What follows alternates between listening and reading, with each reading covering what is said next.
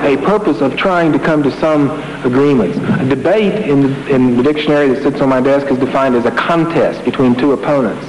And I would not really be willing to be in a debate at this, on this issue, but I am willing to dialogue.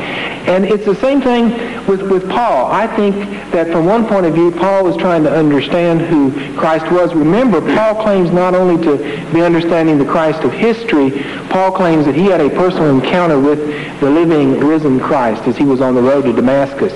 Now, a good question is, well, how do you know Paul was right in his interpretation? How do you know Paul was right in saying all those highfalutin things that I read in his letter to Christians in Colossae?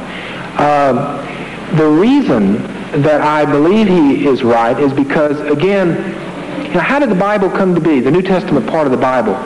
There never was a time that I understood it that people put down a bunch of books and said, let's vote and see which ones will win and which ones will not win.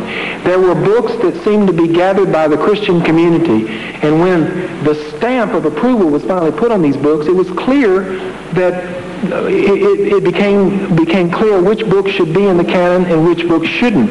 There never was, as I understand in the New Testament, clear objection over, well, we should put this book in, or we should leave this book out. There have been problems since then. Martin Luther called the Epistle of James a book of straw, but it's still in there.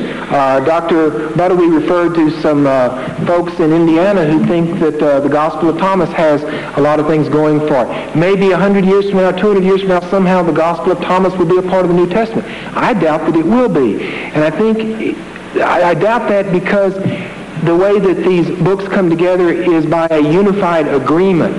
And there are many, many other scholars who would not want to put the Gospel of Thomas in. And so why do we believe that Paul is not just giving an interpretation, that he didn't just misunderstand?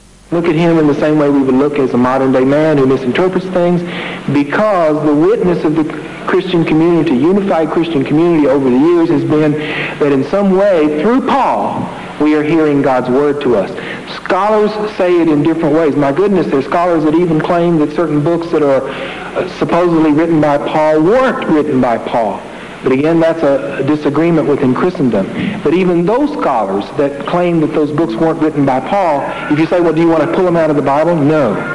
And why they wouldn't want to is a long story that would take more than, just this evening.